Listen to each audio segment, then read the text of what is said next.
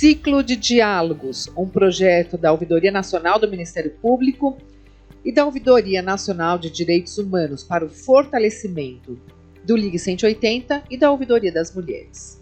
Hoje nós iremos falar sobre formulário de risco e para isso nós convidamos a grande especialista no tema, doutora Sara Gama.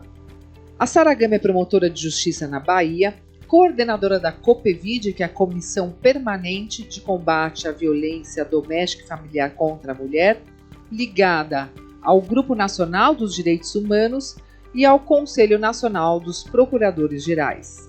E ela também é coordenadora do Cadastro Nacional de Violência Doméstica, aqui do CNMP, Conselho Nacional do Ministério Público. E juntamente conosco, a querida Vanessa, que é coordenadora do Ligue 180.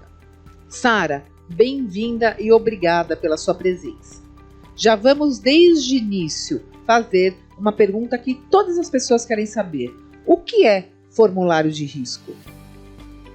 Gabi, obrigada pelo convite. Vanessa, muito obrigada pela oportunidade de conversar com vocês. Vou falar o que é o formulário. O formulário, Gabi, é uma ferramenta extremamente importante para dar um diagnóstico a respeito da vítima. Diferente daquele aquele relatório geral que a gente está acostumado a ver das estatísticas que falam que em determinados bairros tem muita violência, que falam que determinadas raças são mais vulneráveis, o formulário ele dá o retrato, é uma espécie de um PET scan a respeito daquela vítima específica. Então não se trata da vítima Maria que mora em tal lugar, se trata da dona Maria, que é a mãe do João, que é casada com o José. Então há toda uma especificidade a respeito daquela vítima. Para quê?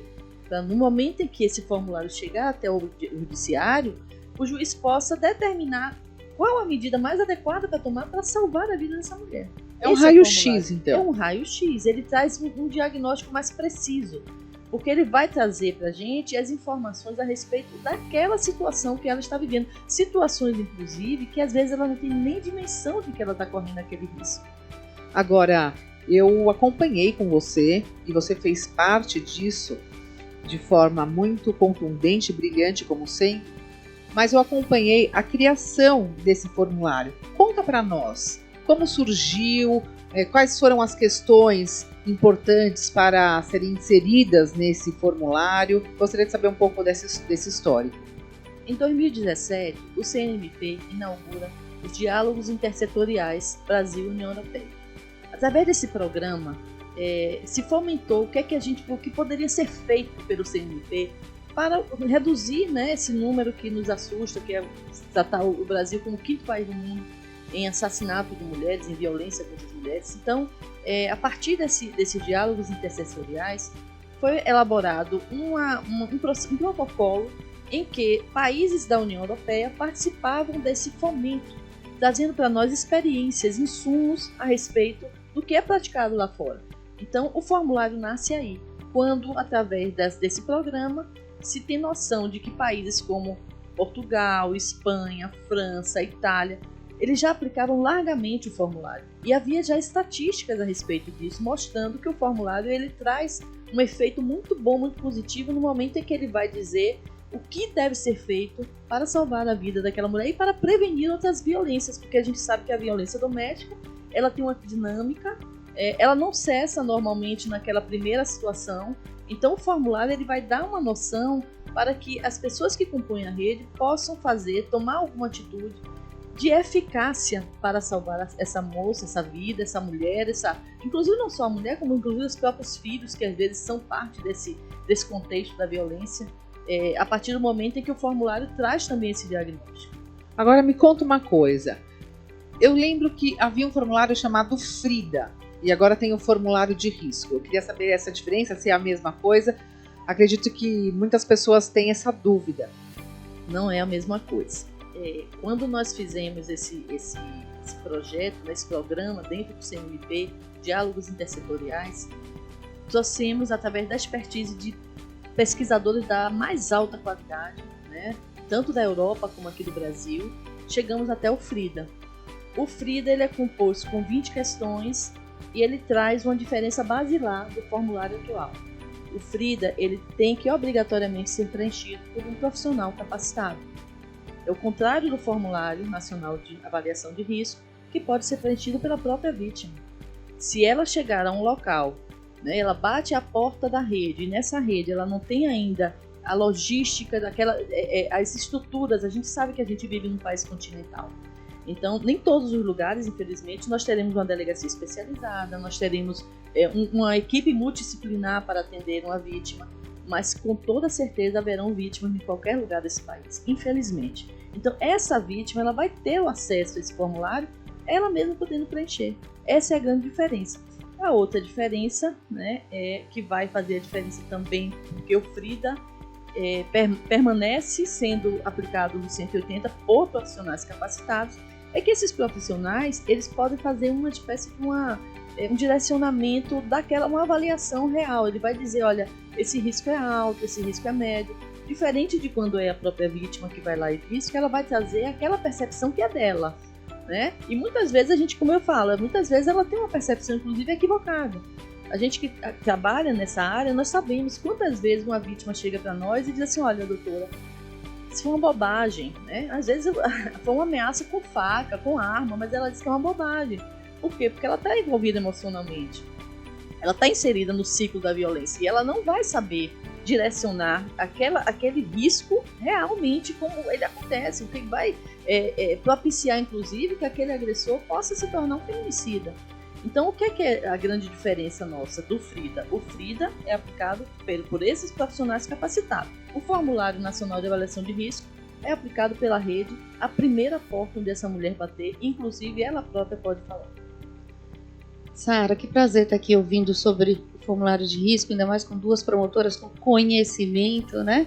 Queria saber, esse formulário então foi um marco importante, né? O FRIDA foi o primeiro para mensuração, você nos disse aqui 2017, e gostaria de perguntar tanto para Gabi quanto para você, e antes disso, como que era esta análise da percepção? Como que ficava o olhar do risco? Quem fazia? E qual a importância, né, de 2017 ter se inaugurado uma estruturação da mensuração do risco? Antes era bastante subjetivo, Vanessa. Né? Havia, na verdade, quando chegava o pedido de medida protetiva, porque veja bem, o formulário ele se destina a isso. Né? Ele vai para o judiciário para que o juiz possa dar a medida protetiva mais adequada para aquela vítima. Então, antes do formulário, ficava a critério do julgador. O julgador ele iria lá dizer, olha, eu penso, eu acho, ficava um tanto quanto, como a palavra certa é subjetivo esse julgamento. E hoje com o formulário você tem, como eu digo, um diagnóstico mais preciso.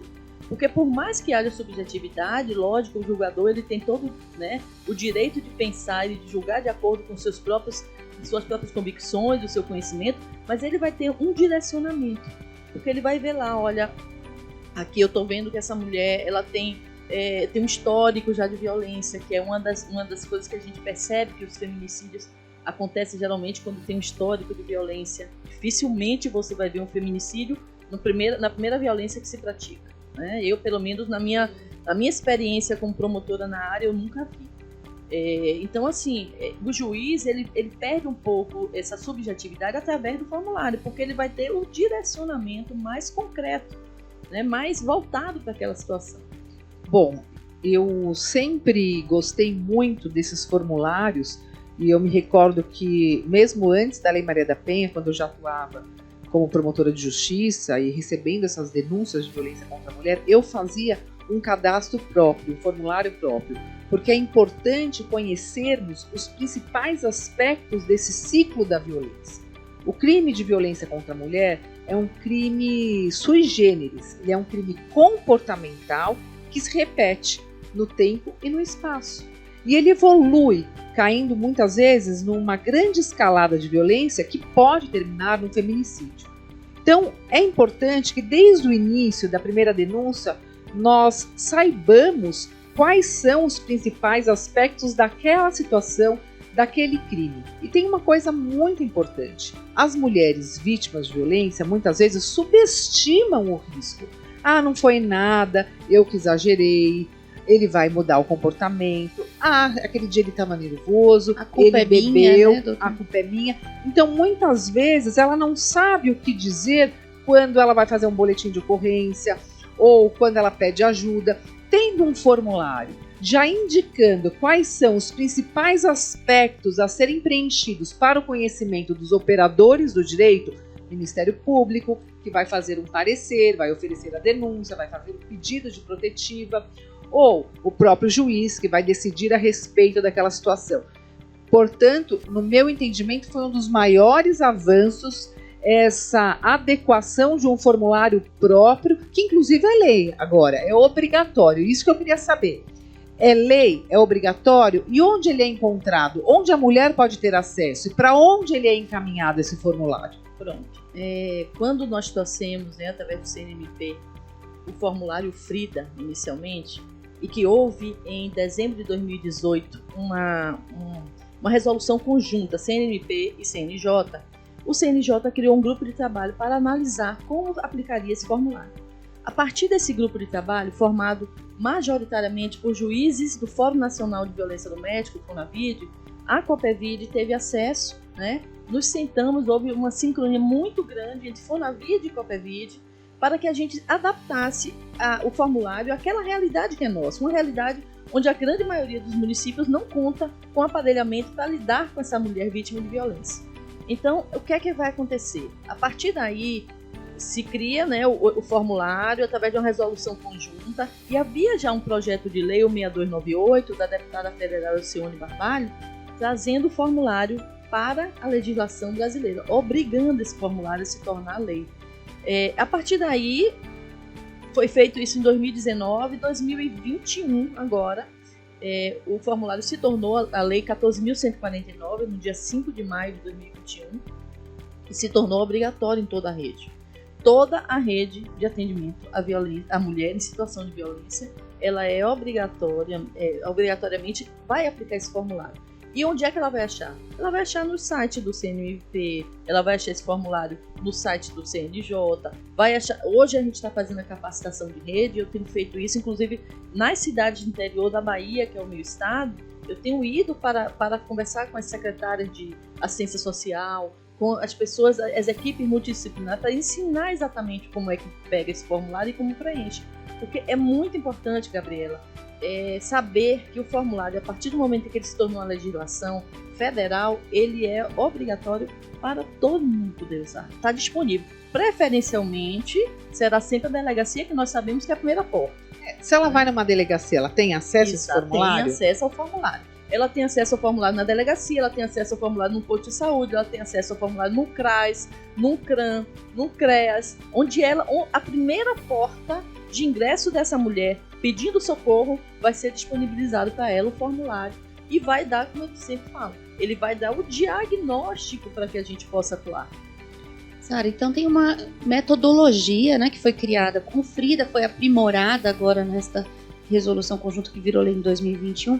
E dentro dessa metodologia, quais perguntas, pode nos dizer algumas perguntas que são importantes, que indicam ali essa percepção de risco? Porque muitas pessoas estão nos ouvindo, né? Pode estar se questionando, mas o que diz que um risco é mais grave que o outro? Que tipo de situação é mais grave? Situação é mais grave? Quando que aquela pessoa sabe que aquela situação é um risco alto, um risco baixo? Como a gente trouxe o formulário de uma expertise que veio de outros países, nós já temos estatísticas. Então, vou dar um exemplo. O que é mais comum? Quando a gente pensa assim, quem é o agressor? Aí nós pensamos, esse agressor é um homem que faz uso de drogas, de bebida alcoólica em demasia, que faz uso de medicação controlada. Esse é um homem perigoso? Mas não é o mais perigoso. O mais perigoso que tem é o tipo controlador. Tá? E que às vezes a própria vítima, ela tem, e nós sabemos disso, há uma tendência a glamorizar determinados comportamentos. Então aquele homem que fica olhando para a mulher, a roupa que a mulher usa, com quem a mulher sai, que fica vigiando as redes sociais dela, esse tipo de controlador é mais perigoso do que, por exemplo, um que faz uso de uma medicação controlada. Então isso a gente vai aprendendo com a experiência que veio lá fora, né? E que possivelmente dentro de pouco tempo, já que nós já temos uma legislação federal, a gente já vai ter nossas estatísticas. Espero eu que em breve a gente já possa dizer, olha, aqui no Brasil nós já observamos isso. Mas assim, o tipo controlador é comum em qualquer situação, em todos os países. Dá um exemplo. Um exemplo, por exemplo, eu vou dar um outro exemplo, né? Uma mulher que tem uma ameaça nós sabemos também que é a grande dificuldade que nós temos da prevenção do feminicídio é essa questão. Como é que se matam as mulheres? Com instrumentos domésticos.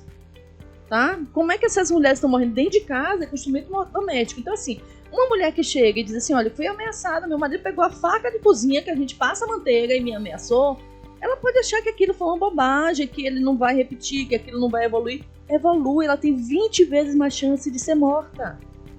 E é essa percepção que o formulário dá. Porque a vítima, ela tá ali, como você mesmo falou, ela tá no ciclo da violência. Ela é envolvida emocionalmente com aquele agressor. Inclusive, muitas vezes ela não quer nem se separar dele, ela quer que ele mude, né? Ela pede, às vezes, a gente... Quantas vezes a gente já ouviu, Gabriela? Doutora, eu queria que a senhora desse um susto nele. Elas falam isso com muita simplicidade, com muita sinceridade, porque o que elas querem não é terminar, às vezes, o relacionamento, aquele casamento, não sei quantos anos. Elas querem que a pessoa mude o comportamento, só que a gente sabe que isso não vai acontecer. A vítima não sabe, né? Às vezes, né, esse controle vem uma roupagem de cuidado, né? Estou cuidando de você, porque se você andar sozinha, algo pode te acontecer. E o que mais oferece risco é justamente ele, né? Tem uma São pesquisa. relações, eu acredito, Sara, desculpe, só para fazer essa conclusão. Eu queria só que as pessoas que estão nos ouvindo prestassem atenção nessa situação que a Sara falou, que a Vanessa falou. O controle, a relação de poder, de posse, de propriedade, de submissão. E isso é muito importante porque são sinais de relacionamentos abusivos que podem evoluir para situações mais graves de violência contra a mulher e até um feminicídio. E no formulário, essas situações estão indicadas para você preencher se está numa situação como essa ou não, ou outras piores, porque foram feitos por especialistas que já têm experiência com o tema e sabem o que eles precisam entender, conhecer para dar a melhor proteção e a melhor decisão judicial para aquela situação, para aquele contexto. Quando você fala da roupagem, do cuidado excessivo, não é só o cuidado excessivo, também tem o amor excessivo que acaba sendo a posse, a propriedade. E aquela, não só o cuidado, o amor e os ciúmes excessivos. Isso é muito importante prestar atenção. A relação que ela está baseada num ciúmes excessivo pode ser indicativo de relacionamentos abusivos e violência contra a mulher. Gabriela, o Ministério Público do DFT agora acabou de lançar uma pesquisa que mostra, você falou do ciúme, que foram analisados 34 casos de feminicídio e 88,2% tinha a conotação do ciúme excessivo, né? Então essa coisa de é minha, me pertence, eu que tenho que tomar conta. E assim, quando a gente vai estudar um pouco, né, inclusive de outras pesquisas, de outras instituições, de outros órgãos, você vê que a mulher, ela sempre estará sendo tutelada por algum homem. Quando ela é criança, ela é tutelada e assim, e é educada, muitas vezes nessa forma de opressão, de reprimir, de não pode isso, não pode aquilo, é pelo pai e pela mãe. Ela chega na adolescência, o namorado passa a fazer isso também, né? Quando ela se torna mulher adulta, vem o seu companheiro, os seus maridos fazer isso. A mulher como alguém que vai ser sempre direcionada por um homem. Na velhice, ela passa a ser também pelo companheiro, pelos filhos e pelos netos. Ou seja, há sempre a ideia de que a mulher ela não teria uma independência, uma autonomia de ter o direito de escolher o que ela quer, de fazer o que ela gosta, de andar como ela quiser, né? Inclusive de ter as relações que ela quiser ter. Sempre haverá um homem para tutelar. E isso é tido como legal, isso é bacana, é cuidado, é amor. Não é. Se a gente analisar, a gente percebe que há um contexto, uma conotação forte de poder e de domínio. E é por isso que muitas mulheres não percebem esse risco, porque é como se nós estivéssemos acostumadas a aceitar. Então é algo naturalizado, algo normal, que não indica um relacionamento abusivo, uma violência, indica só um excesso de cuidado, um excesso de zelo, ele gosta muito de mim, ele tem muitos ciúmes de mim, até como você falou no começo, que eu achei muito boa a sua fala, essa glamoralização de situações como essa. E a sua colocação foi muito pertinente, Vanessa, quando você fala dessa roupagem do cuidado. A gente tem que prestar atenção naquilo que está nos tirando a tranquilidade, a paz e a liberdade. Exatamente. E é só fazer um convite, né, para o nosso espectador, para ele procurar o formulário de risco, né? A gente pode até, na hora de disponibilizar os nossos canais, né, com esse formulário, para que vocês busquem lá no nosso canal da Ouvidoria Nacional de Direitos Humanos e também aqui da Ouvidoria das Mulheres do CNMP, e analisem esse rol de perguntas, como a Sara nos falou, qualquer um pode preenchê-lo, né? Então, se você souber de alguma violência contra a mulher, pega esse formulário e faça o checklist, né? Porque pode ser um caso urgente e daí as autoridades precisam tomar providências, né? E eu queria perguntar tanto para Gabi quanto para Sara, quando chega esse formulário de risco, qual ação o membro do Ministério Público vai tomar para proteger essa mulher, né? Chegou lá para ele, tá lá, risco alto. O que vocês vão fazer a partir dele? Quando chega, normalmente, como eu falei, a delegacia é a primeira porta. Hoje os delegados de polícia podem pedir a medida protetiva. Então já vai o pedido acoplado com o formulário de risco, entende? Porque aí o juiz, quando ele recebe aquele pedido, ele vai dizer assim, olha, aqui eu estou vendo que é um caso de uma decretação de uma preventiva, por exemplo. A mesma coisa no Ministério Público, já que há uma competência concorrente para a pedida de medida protetiva, tanto dos delegados, como o Ministério Público, como um advogado, como a defensoria. Então, o direcionamento será sempre esse. A gente vai tentar fazer com que o judiciário dê uma resposta eficaz e rápida, né? Pensando que as medidas protetivas elas são deferidas em 48 horas. A ideia é essa, quanto mais rápido a rede agir. Então, se entra através... E pensando também uma outra coisa, Vanessa e Gabi. Pela própria Lei Maria da Penha, está lá no artigo 11, o que a autoridade policial deve fazer para proteger a mulher numa situação de risco. Se você analisar a Lei Maria da Penha, ela fala em risco diversas vezes. Incontáveis vezes. Aliás, a Lei Maria da Penha é sensacional, não é? De vanguarda. Maravilhosa, sou de vanguarda. É uma lei que realmente eu sou... todo dia eu rendo homenagens a essa lei que veio ser uma mudança de paradigma no nosso país. Mas enfim, então, por exemplo, se chegou através do posto de saúde, aquela pessoa que atendeu a mulher, que fez o curativo na mulher, que ajudou esta mulher a preencher o formulário, ele vai direcionar para a delegacia, tá? Direciona para a delegacia e o delegado vai ver lá, olha aqui, eu vou pedir já a medida protetiva. Entendeu? Porque geralmente as delegacias, pelo menos em termos de aparelhamento, é o que nós temos, que tem plantões, entende?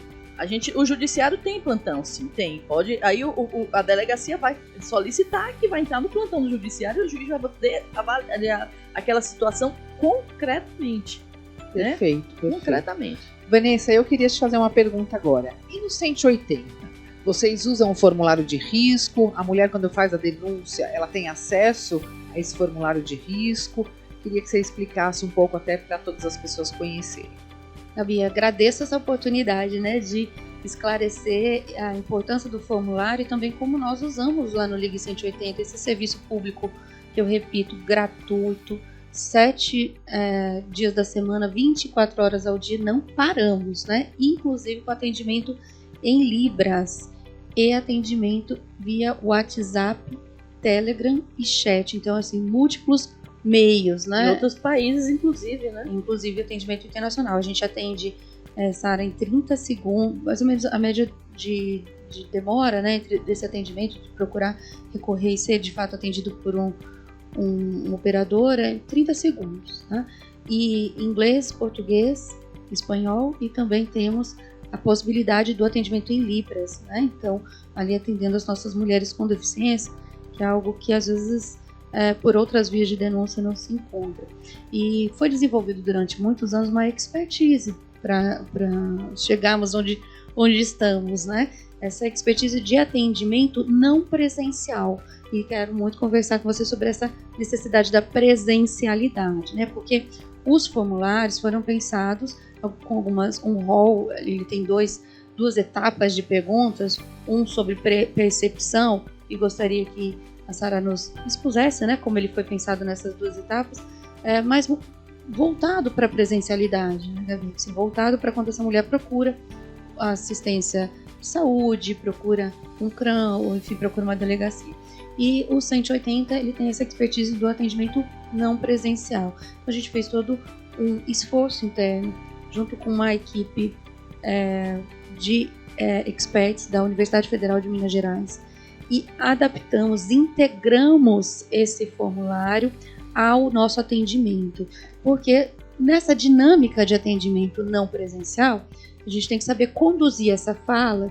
Nem todos têm uma habilidade comunicativa, nem todos sabem dizer, né, aquilo que está acontecendo. Quando liga já quer dizer desesperadamente, dar o seu relato, e os nossos operadores, os nossos atendentes capacitados, especializados, lembrando que mulher no 180 é atendido por outras mulheres, né, especializadas, e que vão conduzir estas perguntas num formulário estruturado, e dentro dele está integrado algumas perguntas que vai acabar no preenchimento desse formulário de risco. Então, a mulher que acessa o 180 pelo telefone, ou pelo WhatsApp, ou e-mail, ou pelo site, ela vai ter acesso a esse formulário, e pelo telefone, ou a atendente que estiver fazendo esse recebimento da denúncia vai conduzir as perguntas de acordo com esse formulário. Então, o formulário nacional de risco, ele foi incluído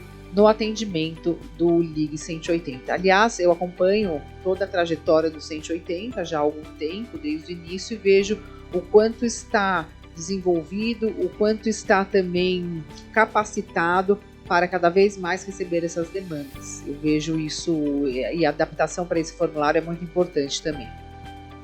Veja bem, Vanessa, o Formulário Nacional de Risco, ele foi feito para o atendimento presencial.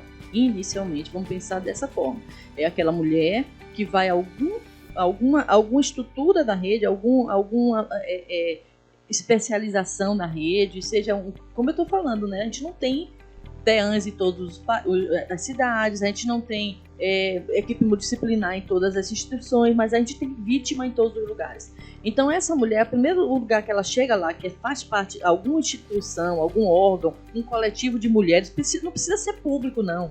Até as instituições privadas podem aplicar o formulário, tá?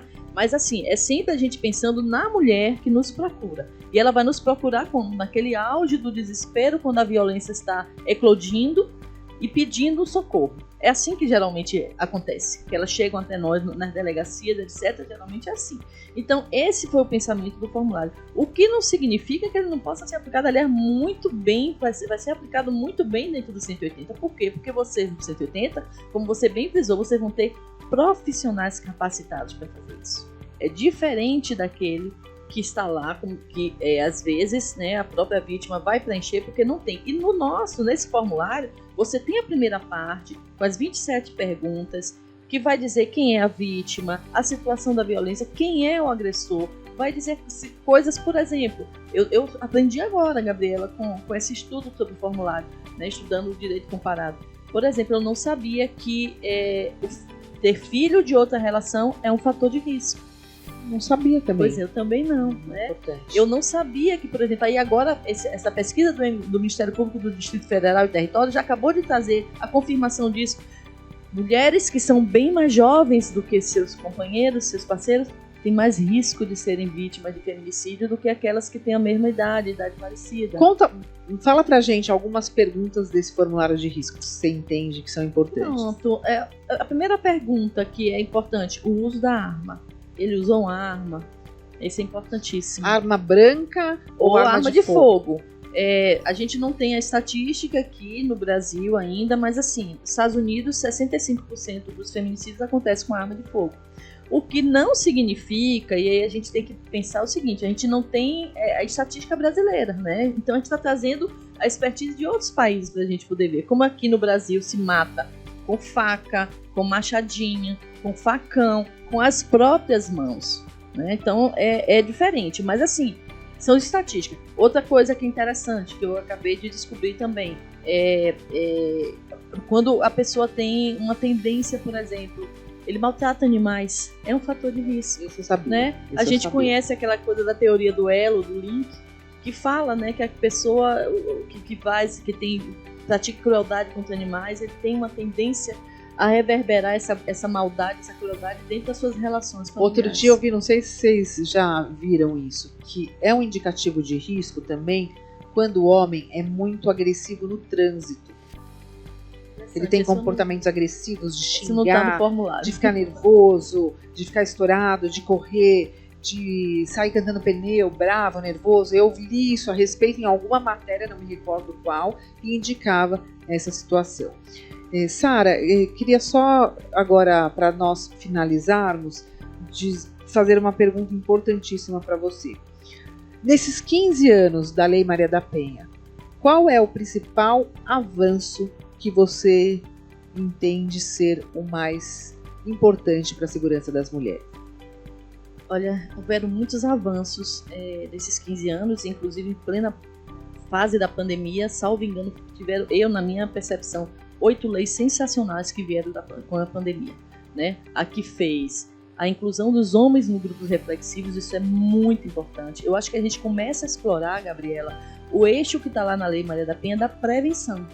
Porque não adianta só a gente punir, o processo, e nós sabemos da realidade, nós sabemos das prescrições que acontecem, porque são as varas mais assoberbadas, com maior volume de trabalho, são as varas de violência doméstica, os juizados. Então nós temos muita prescrição, nós temos aquelas situações da própria vítima, às vezes ela não contribui com o processo penal, porque ela quer estancar a violência, parou a violência, ela saiu de cidade, ela se muda, então a gente não tem nem condições de trazer essa vítima para o processo. Nós temos toda uma dinâmica diferente. É preciso que as pessoas compreendam que a Lei Maria da Penha, ela tem 2 eixos, o eixo da punição e o eixo da prevenção, e eu acho que hoje nós estamos avançando na questão da prevenção, quando a gente faz os grupos, quando a gente insere na Lei de Diretrizes Base da Educação a temática da violência doméstica, quando a gente traz o formulário de risco como um instrumento de prevenção.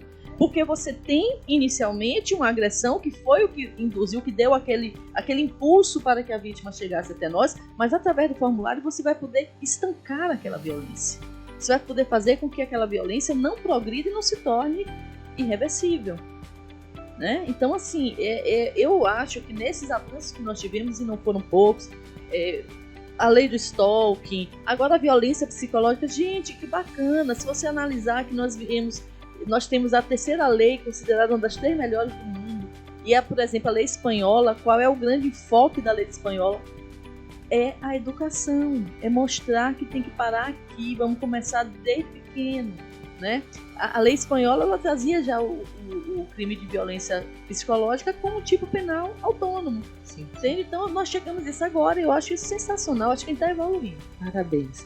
Bom, Vanessa, quer fazer mais alguma pergunta? Quero agradecer porque foi muito elucidativa a fala da doutora Sara, e dizer para todos que estão nos ouvindo, né, que não deixem de aplicar esse formulário de risco no exercício das suas atividades. Como a doutora Sara bem pontuou, se você é um enfermeiro, se você é um assistente social, um advogado, fui advogada por muitos anos, 12 anos, e conduzi o núcleo de prática jurídica também de uma Universidade Federal do Paraná. Então, todos que estão nos ouvindo, que são professores, que estão nos seus núcleos de prática jurídica, usem o formulário, porque, Sara, o feminicídio é um crime evitável, né? É um crime que nós podemos evitar, e o formulário, ele é uma das ferramentas, não é? E a nossa primeira referência de formulário veio justamente da Secretaria de Política das Mulheres do Paraná, já no ano de 2005, né? Trouxe essa primeira referência, e que posteriormente nós fomos evoluindo, estudando, chegamos ao nosso atual. Que bom. Queria frisar também que todas as pessoas podem preencher esse formulário se tiver conhecimento de uma mulher em situação de violência. O combate à violência contra a mulher é uma responsabilidade de todo cidadão e cidadã brasileiro. Para encerrar, primeiro eu queria agradecer a sua fala, a sua participação, a sua presença, parabenizar pelo seu trabalho, pela sua luta. Eu acompanho já há muito tempo, sou uma grande admiradora e sempre aprendo com você, Sara, não só em termos jurídicos, mas também como pessoa. Você é uma grande amiga, uma grande colega, e nós temos muito orgulho no Ministério Público de termos você como uma das grandes precursoras do combate à violência contra a mulher. 3 perguntinhas para nós encerrarmos. Eu vou fazer a pergunta, vou falar uma palavra e você me responde com uma frase, com uma palavra. Um tipo de um ping-pong. Risco. Evitável. Saúde. Imprescindível, sobretudo a saúde mental, emocional. Imprescindível. Sem essa a gente não consegue nada. Mulher. Rendo todas as homenagens às mulheres do meu país. Hoje eu estava vendo, findada as Olimpíadas, quantas mulheres brilharam.